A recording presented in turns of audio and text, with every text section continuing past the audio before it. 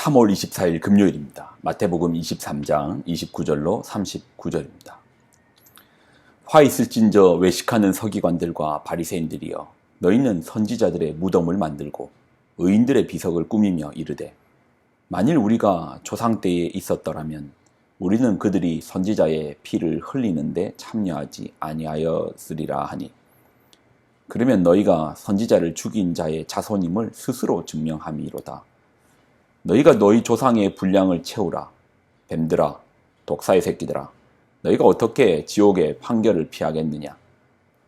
그러므로 내가 너희에게 선지자들과 지혜 있는 자들과 서기관들을 보내매 너희가 그 중에서 덜어는 죽이거나 십자가에 못 박고 그 중에서 덜어는 너희 회당에서 채찍질하고 이 동네에서 저 동네로 따라다니며 박해하리라.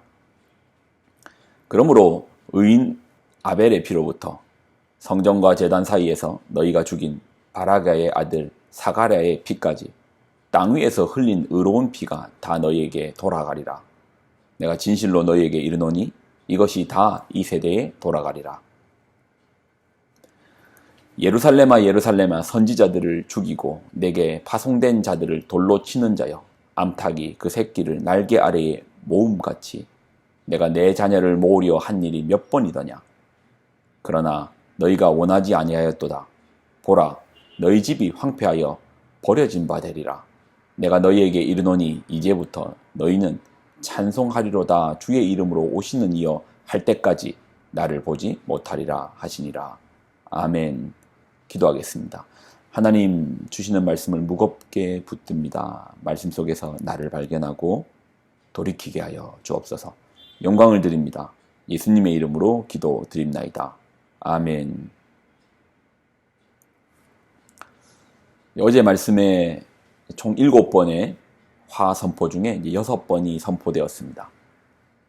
천국문을 가로막는 것, 교인을 지옥 백성 만드는 것, 맹세로 하나님을 기만하는 것, 형식으로 내용을 대신하는 것, 겉은 깨끗하나 안은 부패한 것, 회칠한 무덤과 같은 것, 이런 6번의 화가 선포되었고, 오늘은 이 7번의 화 선포 중에 마지막 화인 7번째 화, 선지자들과 의인을 죽인 것입니다.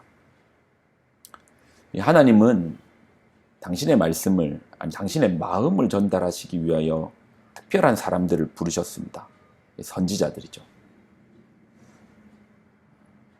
지금 같은 때는 목회자일 수도 있고, 또 아니면 성도들 가운데서도 특별히 아버지의 마음을 강력하게 붙들고 선포하는 사람들이 있습니다. 하나님은 당신의 백성을 생각하시기에 당신의 마음을 전달할 사람들을 예비하시고 준비하시고 그 마음을 부으시며 그들로 하여금 그 뜨거운 마음 가운데 주의 말씀을 전하게 하십니다. 백성들이 주의 길을 떠나서 우상 숭배와 음란함, 그 죄로 그 생을 허비하니 하나님께서 이를 가만히 지켜볼 수 없는 거예요. 그 끝을 아시거든요. 그 마지막을 영원하신 하나님이시니 우리는 지금 우리의 어떤 죄의 모습이 지금의 모습밖에 보이지 않지만 결국 그 끝이 어디로 갈지 하나님은 다 아시잖아요. 그래서 하나님은 사람을 보내십니다. 그 잘못에 대해서 지적하게, 죄에 대해서 지적하게, 그 죽음의 고속도로를 향하여 질주하고 있는 그들 향해서 하나님의 마음을, 하나님의 사랑을, 너 그리로 가면 죽어, 너 그리로 가면 파멸될 거야, 그 외치는 선지자들을 보내세요. 근데 사람들은 듣지 않습니다. 듣지 않아요. 듣지 않는 것으로 끝내는 것이 아니고 그 선지자들을 죽이고 핍박합니다. 왜 그럽니까? 우리는 우리의 죄악이 폭로되는 것을 극도로 싫어합니다. 왜요? 그 죄가 나고 내가 죄기 때문에 그렇죠. 결국 죄의 폭로는 나의 폭로입니다. 우리의 죄짐이 폭로되는 것은 결국 나의 형편이 폭로되는 거예요. 사람들 앞에서 내가 벌거벗은 것처럼 드러나는 것들을 싫어하는 것이죠. 그러니 그런 이야기하는 사람들을 가만두지 않습니다. 그런 소리 하지 말라고, 저리 가라고. 이에 대해서 예수님은 어떻게 말씀하십니까? 뱀들아 독사의 새끼들아 너희가 어떻게 지옥의 판결을 피하겠느냐. 그러므로 내가 너희에게 선지자들과 지혜 있는 자들과 서기관들을 보내매 너희가 그 중에서 더러는 죽이거나 십자가에 못 박고 그 중에는 더러는 너희 회당에서 채찍질하고 이 동네에서 저 동네로 따라다니며 박해하리라. 그러므로 의인 아벨의 피로부터 성전과 제단 사이에서 너희가 죽인 바라가의 아들 사가랴의 피까지 땅 위에 흘린 의로운 피가 다 너희에게 돌아가리라. 내가 진실로 너희에게 이르노니 이것이 다 이 세대에 돌아가리라. 우리 인생이 마감되는 날이 오겠죠. 우리는 생명의 수완이 있고 생명의 연한이 정해져 있으니 언젠가 인생을 마감하는 때가 있을 겁니다. 그때가 오면 마치 TV 화면을 탁 끄면은 리모컨을 눌러 끄면은 탁 꺼지는 것처럼 여러분 그렇게 끝나지 않을 겁니다. 꺼짐과 동시에 우리가 눈 감는 그날에 다시 눈 뜨게 될 것입니다. 그리고 우리가 다시 눈 뜨는 그 자리는 판결장일 겁니다. 하늘의 재판이 열리는 곳일 것입니다. 그 재판장 앞에서 우리의 죄악을 정면으로 응시해야 될 때가 올 것입니다. 근데 그때가 되면 나도 나의 죄 앞에서 내가 나의 죄를 보면서도 용서가 되지 않는 그런 비참함을 경험하게 될 것입니다.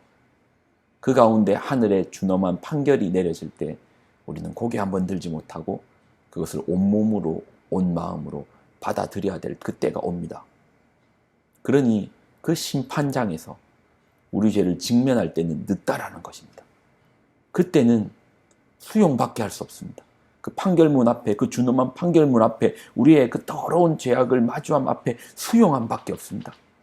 뭐가 없다라는 겁니까? 용서함이 없다라는 겁니다. 그때는 늦더라는 겁니다. 그 피값을 온몸으로 받아들여야 됩니다. 그때는 늦습니다. 그러니 지금 들으셔야 됩니다. 지금 자신의 죄를, 나의 죄를 직면해야 됩니다. 아프죠. 비참하죠. 부끄럽죠. 이거 벌거벗은 것처럼 드러나는데 얼마나 부끄럽습니까? 듣기 싫죠. 그런 나를 직면하고 인정하기가 싫죠. 그래도 지금 들으면, 지금 맞이하면, 지금 직면하면 기회가 있습니다. 우리가 하늘 판결장에서 우리가 회개한 죄에 대해서는 그 기록문에 남아있지 않는 것을 알게 될 것입니다. 나는 분명히 아나 하나님은 모른다 하시는 죄. 나는 그렇게 살아왔던 것들에 대하여 참으로 부끄러운데 우리 하나님은 모른다. 기록되어 있지 않다. 어떻게 그런 일이 가능합니까? 선지자의 말씀을 듣고 우리 죄에 대한 폭로를 듣고 강단에서 선포되는 하나님의 말씀을 듣고 그 죄에 대해서 이 죄에 대해서 회개한 사람들은 그 보혈의 능력으로 깨끗하게 자신의 죄가 지워져 있음을 발견하게 될 것입니다. 그러니 흔적을 찾지 못할 겁니다. 그러니 여러분 죄에 대한 책망이 말씀 가운데 들립니까? 간혹 그런 얘기를 하시는 분이 있어요. 말씀 가운데 꼭 내 얘기하는 것 같다고. 목사님 꼭 내 얘기하는 것 같다고. 그때는 할렐루야 하셔야 됩니다. 하나님께서 나를 특별히 사랑하셔서 나의 죄를 씻어주시는구나. 할렐루야. 할렐루야. 말씀을 듣는데 그것이 찔림이 있고 이것이 꼭 내 얘기하는 것처럼 들리십니까? 할렐루야.